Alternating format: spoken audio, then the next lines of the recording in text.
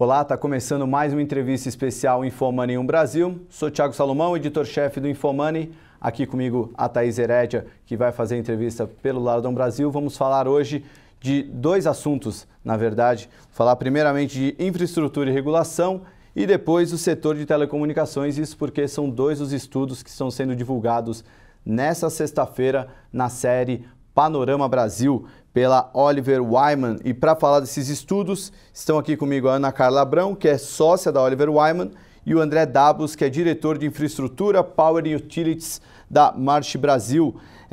Os estudos, aliás, já estão sendo divulgados desde o começo do ano, faz parte de uma série de artigos que serão divulgados contando com empresas especializadas, instituições de ensino, para apontar alguns pontos que precisam ser melhorados no Brasil. Também tem a coordenação do professor Vinícius Carrasco, da PUC-Rio. Enfim, esse aí é a segunda série. São dois assuntos, espero que dê tempo de falar bastante deles. Infraestrutura, eu sei que daria para falar por uma hora, né? Mas a gente vai ter uns 20, 30 minutos para falar de infra e o setor de telecomunicações. Bom, para colocar os primeiros pontos aí nessa conversa, Ana e André, eu peguei alguns dados aqui do estudo. O Brasil, 8ª economia do mundo, mas a 73ª em qualidade de investimentos em infraestrutura, né? A gente investe 2,2% do PIB, precisaria investir 3,2% ao ano para os próximos 20 anos para manter a capacidade atual, né? E aí do lado da telefonia, né, a gente tem 12,9, um acesso de 12,9 por 100 habitantes com acesso aos dados de internet, né? Isso, Espanha, Austrália, Itália e Uruguai tem o dobro disso. E a nossa velocidade de internet é 5 vezes mais lenta que a Coreia. Inclusive, até vocês mostram um estudo envolvendo países latino-americanos do aumento que teria no PIB, na produtividade e a diminuição do desemprego, o aumento do nível de emprego, se a gente tivesse uma penetração maior da banda larga no Brasil. Bom, são dois temas muito relevantes. Eu queria que, nesse primeiro momento, falasse por que são dois temas que ainda têm tantos gargalos, né, no caso da infraestrutura e no caso da telefonia, esses pontos que ainda merecem tanta atenção aí no Brasil. Bom, Ana, começa. Começa. Eu acho que assim, deixa eu só dar uns passos para trás, né? Por que a gente está falando de infraestrutura e telecomunicações e ligar com a série Panorama Brasil de maneira geral. A série começa, ou seja, esse trabalho, esse conjunto de estudos que a gente está fazendo, ele tem como objetivo provocar uma série de debates, uma série de discussões, parte aproveitando, né, o debate, o momento eleitoral, mas acima de tudo pensando no Brasil do futuro, né? Na verdade, a gente precisa construir o Brasil do futuro desde já.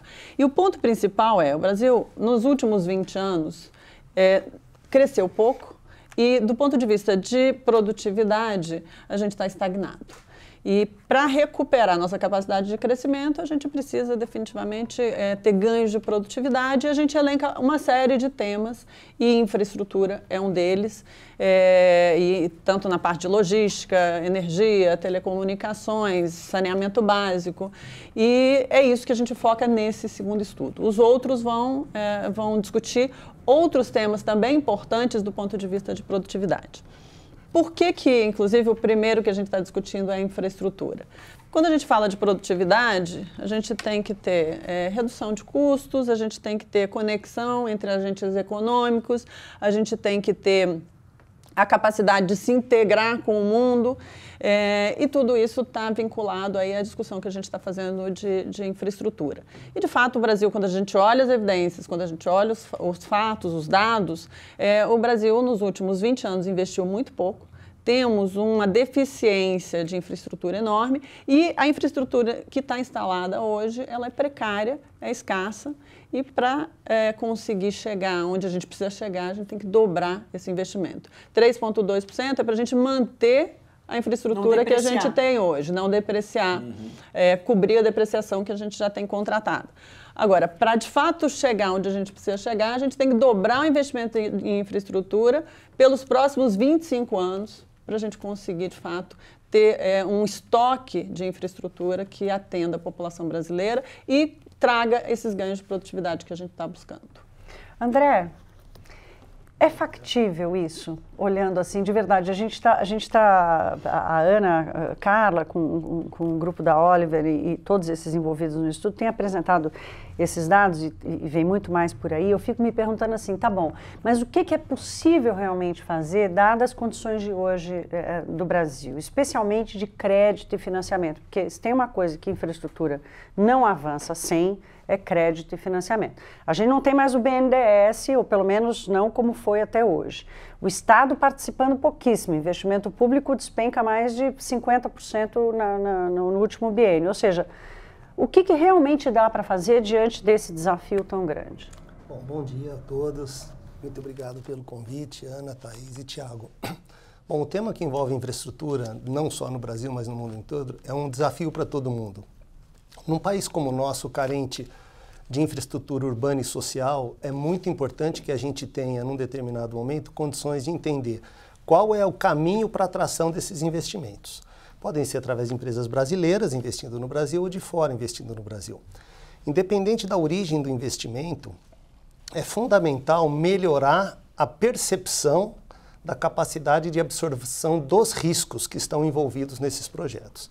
E esse talvez seja o ponto central, Ana, que a gente vem discutindo ao longo de tantos anos, que é muito mais importante do que identificar os riscos e alocar os riscos, é entender qual a parte que tem melhor capacidade para assumir os efeitos econômicos e financeiros caso esse risco venha a se materializar. Porque muitas vezes você diz assim, bom, os riscos de um projeto de infraestrutura, eles são classificados entre riscos gerenciáveis e não gerenciáveis.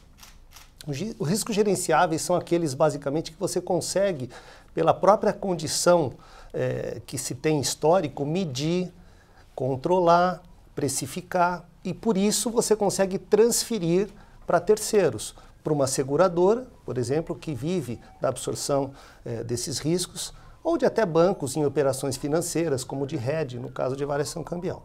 Os não gerenciáveis, esses são, na verdade, os principais problemas da atração de investimentos, tanto do Brasil, de investidores brasileiros querendo investir no Brasil, quanto internacionais querendo chegar ao Brasil. Por exemplo, o risco político, de você ter uma ação do Estado que interfira no desenvolvimento do projeto, o risco de crédito, que é de você não receber aquela quantia que é devida pelo seu projeto. Depois você tem ainda o risco de demanda, você tem da ausência de um determinado fluxo de veículos numa rodovia motivado por um fator de variação econômica, por exemplo, e até mesmo a variação cambial. Então, uma vez estabelecido claramente quais são os riscos desse projeto, volta de novo àquela discussão que o relatório da Oliver traz com muita propriedade, como então definir qual a parte, seja público ou privada, que terá melhor capacidade de absorção desses riscos. E esse é um ponto mais do que chave, porque se você transferir para a iniciativa privada ou para o poder privado, parceiro privado, a maioria dos riscos não gerenciáveis, o que acontece? Ele vai acabar precificando. Se esse risco não acontecer, se reverte como lucro para a concessão e quem paga por isso é o próprio usuário.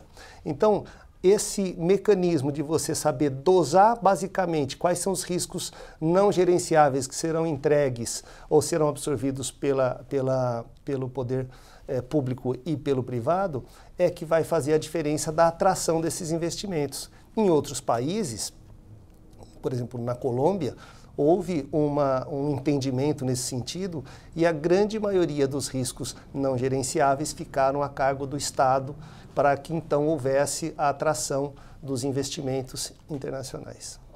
Ana, o André está tocando num ponto super interessante, assim, que eu acho que a gente já tinha até pensado nisso, já tinha debatido isso sem ter essa clareza com nome e sobrenome de que diabo é isso. Eu acho que um pouco da vertente que a gente levou a discussão sobre o gerenciamento desses riscos é com relação à qualidade dos projetos de infraestrutura no Brasil, porque mesmo nos períodos em que houve crédito, faltou qualidade nos projetos. A gente está vendo aí, tanto no setor elétrico, no setor aéreo, o aeroporto de Viracopos, quer dizer, a gente tem, até no setor de telecomunicações, tudo bem que a gente viveu uma recessão, enfim, mas parte dessa absorção do risco não passa por uma melhora na qualidade. Antes da gente chegar nos 5% do PIB investimento, nós não temos que chegar um pouco do PIB também na qualidade do investimento, do projeto? Com certeza. Eu acho que esse é um ponto que é o ponto de partida. Ou seja, a gente precisa mudar, alterar e melhorar substancialmente a nossa capacidade de planejamento e de priorização de projetos. Porque esse papel que o governo precisa desempenhar, que é de coordenação dos projetos de investimento, de priorização das áreas, ele é fundamental. Porque sem isso, e é algo que a gente sofre com essa deficiência ao longo de muito tempo, a gente tem resultados como o que a gente vê recentemente. Como é que você supera isso? Como é que você supera isso? A troca de governo, falta quadro, falta alinhamento, falta liderança? Como é que você resolve isso? Tem a questão da alternância de governo, com certeza, que muda as prioridades e a gente precisa aprender a planejar no longo prazo no Brasil, ou seja, a gente tem que começar a olhar para frente num horizonte de tempo muito mais longo do que simplesmente um mandato presidencial. E o que a gente percebe olhando para trás é justamente isso. A gente tem o lançamento do PAC, o PAC 2, o PPI, 25, e o primeiro não saiu. Cada um deles com prioridades distintas e muitas vezes não necessariamente essas prioridades estão sendo ditadas pelas necessidades efetivas que o país tem. Então, o que a gente precisa é, mais uma vez, resgatar uma capacidade de planejamento por parte do Estado, em particular por parte do governo federal, para permitir que o ponto inicial seja cumprido, ou seja, o que é prioridade, o que nós vamos focar e como é que nós vamos trabalhar do ponto de vista de marco regulatório, do ponto de vista de formas de contratação e de estabilidade de regras para poder atrair esses investimentos privados, porque como você falou, Thaís, não adianta a gente esperar que o setor público vá fazer esses investimentos, porque com a crise fiscal que a gente vive hoje, não tem capacidade no nível federal, estadual, municipal de fazer investimentos e não terá durante muito tempo.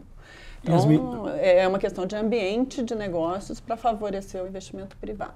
Algumas medidas tomadas pelo governo nos últimos meses, até últimos anos, ajudam de alguma forma pelo menos para formar o campo para que a gente tenha um caminho de recuperação em investimentos, ou até de nascimento de investimentos em infraestrutura. Eu digo da mudança da TJLP para TLP, até a criação das PPIs, que não sei o quanto que deveria estar inserido nisso aí. Tem um monte de... Claro, tem iniciativas, a gente tem que lembrar que esse governo tomou medidas que são medidas que nós iremos sim usufruir do retorno positivo delas durante muito tempo. A TLP é uma delas. O Brasil investiu em infraestrutura de forma ineficaz, de forma ineficiente, gerando capacidade ociosa, de forma cara, e hoje a gente vê que esses são projetos que geraram retorno muito mais pelas obras, porque foram projetos que as construtoras que desenvolveram, do que efetivamente pelo serviço prestado para a população. Então, esse desequilíbrio também de onde está o retorno do investimento, o retorno do projeto, ele precisa ser corrigido. Mas a gente, de fato, voltando ao governo e as medidas mais recentes, a gente tem um conjunto de medidas que vão nessa direção. Mas tem muito mais a ser feito. A gente ainda está primeiro, a questão do planejamento, isso definitivamente a gente ainda não tem uma coordenação por parte do governo federal que dê essa estabilidade de regras e dê essa clareza de prioridades. Segundo, a gente tem ainda aí gaps do ponto de vista de contratação, e acho que o André tem essa experiência muito clara em relação a como é que se contrata hoje, como é que se define a relação entre o setor privado e o setor público do ponto de vista de contratação e de estabilidade de regras. Então, embora tenhamos avançado, ainda tem uma agenda muito grande que a gente quer justamente provocar daqui para frente. E, Ana, você tem razão, porque o que acontece na contratação pública? A gente precisa seguir uma série de regras que são definidas pela lei de licitações, pela lei de concessões, pela lei das PPPs e pela lei das estatais. Então, você tem um organismo que define... São 4 leis aí básicas. No mínimo 4. Para falar em infraestrutura. Obra pública, que é uma lei específica, que inclusive está sendo revista agora com a modernização da lei, foi aprovado o PLS 559 no Senado, já está na Câmara dos Deputados e deve, segundo informações, ser votado ainda esse ano. E essa nova lei de licitações, que seria a base de tudo, ela traz inovações muito importantes para que tudo isso que a gente está falando aqui se torne uma realidade, principalmente no que diz respeito à questão dos projetos de qualidade. Porque como é que é hoje na lei atual? Muitas vezes você faz a licitação de um contrato com base num projeto básico. A empresa ganha no dia seguinte, aparece uma série de questões que são necessários fazer um reequilíbrio do contrato, e no primeiro, segundo dia você já tem uma elevação daquele valor inicialmente que foi orçado. Os famosos aditivos, né, contratuais. Com a contratação integrada e outros modelos de contratação que estão sendo estruturados, isso se torna praticamente impossível o aditamento de contrato, a não ser em casos muito extraordinários. Além disso, nós vamos ter uma questão importantíssima, que é a elevação do padrão das garantias nas contratações públicas, que atualmente, para a garantia de proposta, nós temos um percentual de até 1% do valor do contrato, e as garantias de execução, que são chamadas as garantias de performance, de 5%, até 5% do valor do contrato. De acordo com o projeto de lei que está na Câmara dos Deputados, esse valor de 1% pode chegar a 5%, vai depender do tipo do contrato, e as garantias de execução, que são de 5 a 10, poderão ser de 5 até 20. E em caso de obras acima de 100 milhões de reais, que esse número deve ser elevado, passa a ser de 30% do valor do contrato. Ou seja, se não fizer, tem que comparecer e assumir a responsabilidade, que é uma coisa que não existia no Brasil, com obras gigantescas. E com uma cláusula obrigando a seguradora a concluir o projeto. Então, esse é o segundo ponto. E o terceiro ano e último, na verdade são dois, que eu acho assim fundamental. Primeiro, o outro ponto é os mecanismos alternativos de solução de conflitos, que são chamados dispute boards, porque vai fazer com que durante a execução do contrato você tenha a chance de saber o que está dando errado e não especificamente depois que deu o problema na obra, você tentar uma solução jurídica, uma solução, enfim. E o terceiro ponto, o quarto ponto, que é a matriz de riscos em contratação de obra pública. Então são esses elementos. Tem a certificação, enfim, dá para falar um dia inteiro sobre isso. Mas basicamente a obra pública é isso. E concessões e PPPs acabarão sendo ajustadas também em função desse novo ordenamento legal. André, eu quero continuar com você. Eu já te atropelando, Ana, quero continuar com o André. A gente aqui, antes da entrevista começar, eu estava citando aqui para vocês que eu repito um lema há muitos anos já, que o Brasil é inevitável. Porque você olhando para o tamanho da quantidade de coisas que tem para fazer aqui em todos os setores, né? Telefone, estrada, rodovia, ferrovia, porto, aeroporto, enfim, não tem nenhum outro parque desse tamanho no mundo para quem faz, opera e trabalha e investe em infraestrutura, brincar, né? Vamos dizer assim. Eu tô com medo da gente estar da gente continuar sendo inevitável, mas ao mesmo tempo ficar irrelevante por causa de todos os nossos problemas. Quer dizer, você colocou aqui a questão dos riscos, né? Que talvez é um dos fatores que tenha se elevado mais para quem olha para o Brasil, e aí dos riscos, os riscos que mais cresceram foram exatamente os não gerenciáveis, que são aqueles que ninguém quer assumir, e foram eles que cresceram. Você enxerga isso? A gente é inevitável e a gente corre o risco de ficar irrelevante diante do que está acontecendo no mundo? Pergunta difícil essa. Bom, mas aí ainda bem eu vim perguntar, você vem responder. Tá bom. Olha só, por uma questão até de comparação com outros países, eu não tenho dúvida que o Brasil é inevitável. É uma questão até de entender o movimento do fluxo de recurso que existe no mundo inteiro.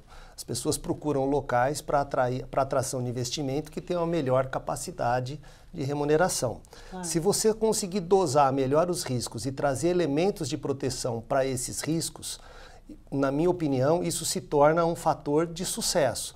Por exemplo, o risco político, que é você conseguir a proteção do teu capital contra uma ação do Estado, existem instrumentos hoje que permite ao investidor internacional contratar uma apólice de seguros para evitar com que essa ação de expropriação, até mesmo outras questões que influenciam negativamente o projeto, possa ter alguma consequência nesse investimento. Então, tem ferramentas para isso. A questão é como utilizar, quando utilizar. E no aspecto de prazo, eu acho que a Ana pode comentar um pouco sobre isso, porque ela tem essa visão 360 graus de todo o ambiente econômico, a gente conseguir superar os aspectos políticos que nós estamos enfrentando agora e, na sequência, sabendo que sem boas rodovias você não consegue escoar a produção agrícola, não chega nos portos, você não consegue movimentar a indústria. Então, é uma série de procedimentos que acabam tendo que ser equacionados. A questão é o prazo, Ana. Agora eu devolvo para você. Não gerenciáveis, né? Exatamente. Deixou a parte mais difícil, eu percebi. Mas eu sou otimista. Eu de fato, assim, concordo aqui com o André que o Brasil, que sua frase é correta, o Brasil é inevitável. Acho que a gente tem um dever de casa enorme e é um dever de casa muito hoje focado numa agenda de reformas microeconômicas. Eu muitas vezes me preocupo muito de ver o debate muito focado na macro, enquanto a gente hoje tem uma necessidade muito clara de reformas microeconômicas que possam fazer com que esses obstáculos que a gente tem hoje, que são pequenos obstáculos, eles sejam afastados. Eu digo que assim, eu sempre digo que a agenda micro ela não é tão sexy, né, do que falar de juros, de inflação, mas ela precisa ser olhada. Foi uma agenda que a gente abandonou depois do início dos anos 2000, foi a última vez que a gente de fato teve a agenda microeconômica lá pelo Marcos Lisboa, na Secretaria de Política Econômica, sendo tocada como prioritária e a gente precisa resgatar isso. Esse último ano que a gente teve essas medidas tão importantes, a gente já vê avanços. É um pouco o que o André falou. Hoje a gente tem instrumentos, tem avanços que já foram conquistados, mas para a gente não só continuar inevitável, mas para que as coisas de fato aconteçam, né, para que a gente seja relevante, que elas aconteçam no primeiro momento, a gente precisa destravar essa agenda. Bom, para finalizar o assunto infraestrutura, para a gente poder falar de telecomunicações, acho que juntando um pouquinho do que cada um falou, né, do Brasil ser inevitável ou não. Você falou do montante de dinheiro que busca essa rentabilidade e hoje, de fato, embora já esteja se falando em retirada de estímulos lá fora, com Estados Unidos e Europa podendo retirar estímulos e subir os juros, isso não deve ser algo da noite para o dia, também não deve ser algo tão rápido. Trazendo tudo isso para a realidade do Brasil, que a gente voltou a falar de infraestrutura depois do começo dos anos 2000, a gente começou com essas medidas não tão sexys, mas começaram a ser tomadas.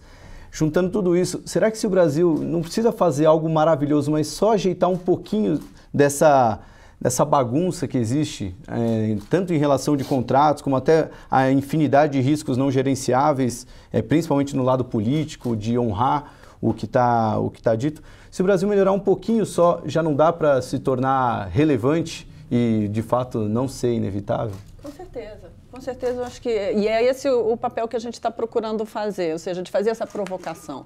Vamos colocar essa agenda, vamos perseguir essa agenda. Da mesma forma que a gente tem projetos que estão sendo encaminhados no Congresso Nacional, que já foram, inclusive, a gente tem outros. Vou dar um outro exemplo aqui prático, a questão do licenciamento ambiental, que é um grande obstáculo hoje para investimentos em infraestrutura e que a gente tem uma infinidade de órgãos que são responsáveis por esses licenciamentos. Muitas vezes o próprio servidor público responsável por conceder uma licença não tem clareza de todos os requerimentos que outros órgãos estão colocando. A gente leva 10, 12, 14 anos para conseguir uma licença ambiental.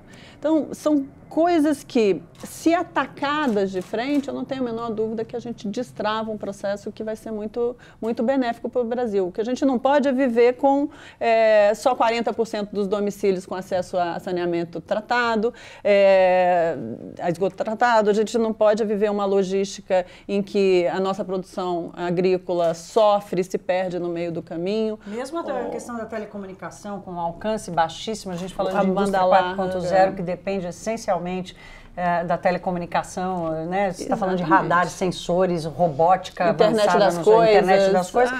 Com essa banda larga que a gente tem aí, a gente só não sobra nada.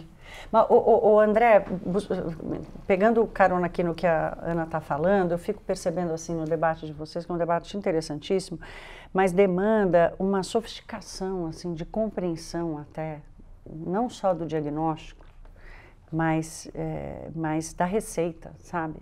Eu fico pensando assim, será que essas pessoas que estão ali, que têm a caneta na mão, primeiro, capaz até de terem essa sofisticação, mas estão dispostas a assumir essa sofisticação e tocar isso? Ou será que no campo político as prioridades ainda estão muito, assim, pequenas, apequenadas? Eu entendo que sim, e vou dar 2 exemplos importantes que nós já estamos observando hoje nos últimos programas de concessão que nós tivemos, tanto aqui no estado de São Paulo, com as concessões das rodovias que foram feitas agora no começo do ano, quanto no governo federal com os aeroportos.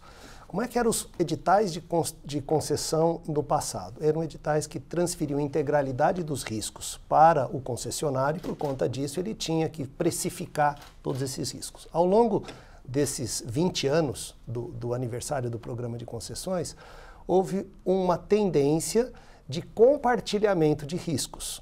Em alguns casos, os riscos são atribuídos ao privado, em outros casos ao público, e uma parte deles compartilhada entre as partes. Aqui no governo do estado de São Paulo, eles enfrentaram essa questão dos riscos não gerenciáveis com o que eu chamo de um edital de concessão amigável. Por exemplo, vou dar 2 exemplos simples. O primeiro deles é variação cambial, que é um problema gravíssimo para todo mundo. Como é que se discutiu essa questão da variação cambial? Ao invés de você, então, assumir 100% do risco de variação cambial, você tem uma banda para compensar parte dessa eventual oscilação na segunda parcela da outorga a ser paga ao Estado. Então, teoricamente, como se fosse uma espécie de um fundo para que o próprio contrato amortecesse eventuais questões. Então, é um mitigador de risco contratual. O próprio contrato traz uma solução. E financeiro importante, né? O segundo deles é o de demanda. A ausência de você ter o tráfego necessário, por exemplo, na duplicação. Se definiu parâmetros para você só fazer ampliação quando você tiver indicadores de que o fluxo está acontecendo. Evitaria o problema que aconteceu no aeroporto de Viracopos, por exemplo. Se construiu um aeroporto elevadíssimo. Isso incentiva o governante a errar menos, né? Porque ele precisa querer a demanda, né? Vício oculto, quer dizer, tem uma série de questões que o próprio contrato de concessão dessa segunda, eu chamo de terceira onda das concessões, porque nós tivemos a primeira na década de 90, depois em 2000 e agora, no começo do ano, chegamos na terceira onda de investimentos em concessões. E o governo federal na mesma linha com os aeroportos. Então, você tem uma tendência que esses novos contratos sejam mais amigáveis e com isso atraem novos investidores, como aconteceu a tendência. E acaba também tendo um outro resultado aí consequente, que é você ter mais planejamento. Exige, incentiva que haja mais planejamento, que os projetos sejam feitos com mais cuidado, que é o tema que a gente no início já tocou. É uma sofisticação do incentivo, né? Tirar aquele incentivo nefasto que a gente viu acontecer na última década, né, para uma coisa mais... O caso de Viracopos é um caso clássico, ou seja, ali o projeto gerou retorno para o construtor. Então, qual era o incentivo? Fazer um aeroporto, uma obra maior possível. E hoje a gente tem lá um nível de ociosidade absurdo. Que quebra a operação. E esse investimento não representa aumento de produtividade, ao contrário, porque é um capital físico ali ocioso. Bom, vamos agora falar de telecomunicações. Nosso tempo está acabando, a produção já avisou, então acho que é outro tema que também está bem sensível, sendo lançado o estudo nessa sexta-feira. Em meio ao estudo também está sendo discutido um projeto de lei de mudanças que afetam o setor de telecomunicações. Não sei como isso, como as duas histórias se correlacionam. Eu queria que vocês falassem um pouquinho e também desse dados que mostram a falta de penetração, não só pela baixa velocidade da nossa banda larga, como também a quantidade de habitantes que têm acesso, que ainda é bem inferior a outros países, não só desenvolvidos como latino-americanos? Aqui, assim, eu acho que a gente pode dividir, né, a questão das telecomunicações em dois subsetores muito importantes. A privatização gerou a universalização, ou seja, do ponto de vista de telefonia fixa, o Brasil hoje, eu diria até que a gente, tendo em vista a evolução tecnológica, hoje a gente tem mais infraestrutura de telecomunicação fixa do que até a demanda. E, por outro lado, a gente tem a questão da banda larga, transmissão de dados, que é absolutamente deficiente e é onde está, não é nem o futuro, o presente. Então, o grande problema hoje de infraestrutura no setor de telecomunicações é que todo o arcabouço regulatório, ele foi montado lá atrás, apesar das revisões que foram acontecendo ao longo do tempo, mas ele foi montado para garantir o acesso à telefonia fixa. Essa evolução que a gente observa hoje, que é sair da telefonia fixa para ir para a transmissão de dados, ela não foi acompanhada pela regulação. O que a gente precisa, e é o que está sendo discutido hoje no Congresso, é mudar esse conceito. Para parar de incentivar investimentos em áreas que hoje que não tem demanda. Então, não adianta a gente ficar, e hoje existe isso, garantir a instalação de orelhões. Claro, imagina. Porque é um investimento que não tem nenhum retorno e não faz sentido do ponto de vista do que a população demanda. Então, o que a gente precisa hoje é que esse marco regulatório seja atualizado, essa discussão está acontecendo, para que se garantam os investimentos em banda larga. Hoje, menos da metade da população tem acesso à banda larga e a gente tem uma velocidade que, embora seja um pouco maior do que a da América Latina, é muito aquém da média dos países desenvolvidos. Então, esse redirecionamento dos incentivos, da atuação das agências reguladoras é importante para que a gente garanta a mudança dessas condições. E tem investidor de olho nisso, esperando isso acontecer para entrar no Brasil, André? No meu ponto de vista, sim, e mais, essa questão que envolve a telefonia é apenas a ponta de um iceberg que envolve as cidades inteligentes, todo o mecanismo de iluminação pública que nós estamos observando hoje são as PPPs de iluminação pública. No Brasil nós temos 5.570 municípios, é isso? E a grande maioria deles ainda com demandas gravíssimas, não só em função da próprio sistema atual, mas como da expansão. E com a integração do sistema de iluminação, de gestão de dados, de telecomunicação e depois saneamento, resíduos sólidos num único modelo, como ele é otimista. se torna nós temos em torno de 5 com os PPPs de iluminação pública no Brasil, mas não tem outra alternativa, porque o Estado e os municípios não têm mais a capacidade de investir na manutenção e modernização dos seus parques. E aí você faz uma análise mais abrangente quando você traz a questão da eficiência no sistema, e não só na eficiência do serviço, mas como do consumo da energia. Então é uma coisa ligada à outra, e tudo começa, como a Ana disse, pela revisão do marco regulatório. A hora que a gente resolver a questão do marco regulatório, você começa a abrir espaço para que essas tecnologias comecem a se conversar. E aí surge um novo problema novamente, que é a questão da mitigação dos riscos. Que você hoje já tem. Volta naquilo que você estava trazendo ali como ponto-chave, né? E a grande vantagem é que já existem em outros países, e a gente tem aprendido com eles, mecanismos de mitigação de cyber risks, por exemplo. Então, para toda atividade que a gente tiver à frente, nós temos sempre um antídoto que pode ser utilizado. E aí volta para a sua pergunta. Quando? Essa é uma pergunta que eu devolvo para a Ana, que tem a visão econômica. A Ana tem a bola de cristal.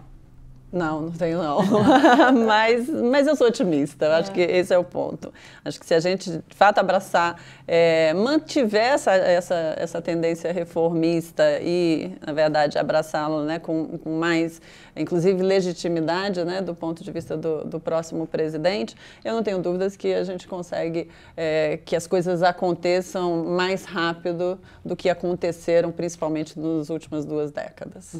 Bom, chegamos ao final de mais uma entrevista. Essa é a segunda edição do Panorama Brasil. A gente sabe já quantos números teremos do Panorama, até quando vai? Bom, a ideia, na verdade, a ideia é manter esse projeto de forma contínua. À medida que os temas forem surgindo, a gente vai agregar. Mas a gente já tem programado para esse ano um relativo a mercado de crédito, mercado de capitais, educação, reforma do Estado, junto com uma discussão fiscal, reforma tributária e previdência. E você falou que o intuito é realmente provocar, principalmente nesse ano de eleição, os próximos governantes. Tem dado efeito? Alguém já sentiu uma picada ou pelo menos está indo atrás de vocês para... O primeiro foi um panorama, de fato. Assim, foi um histórico e evidências dos 20 anos, das 2 últimas décadas que a gente viveu. Então, ele não tinha ali agenda, mas simplesmente dizer, olha, o Brasil nos últimos 20 anos, quando foi bem, não foi tão bem, quando foi mal, foi muito pior do que os nossos pares. Então, foi muito no sentido de provocar a necessidade do debate. E o diagnóstico correto, né? Sem ideologismo, exatamente, né? Sem dizer que o Brasil cresceu muito, a nossa distribuição de renda melhorou muito. Quando a gente compara com o resto do mundo, o panorama mostra que a história não é bem assim. Então, é muito mais para assentar as bases para uma discussão focada em ações mais objetivas. E o de infraestrutura, sim, é o primeiro que já vem com provocações mais claras, que a gente espera que repercutam e que gerem resultados positivos. Bom, gostaria de agradecer a presença do André, da Ana Carla aqui. Muito obrigado pela entrevista. A gente que agradece. Obrigado, Thaís, pela ajuda. Obrigada, Thiago. Bom, espero que vocês tenham gostado de mais uma entrevista do Infomania Brasil. E no mês que vem teremos mais uma nova entrevista. Tchau, tchau.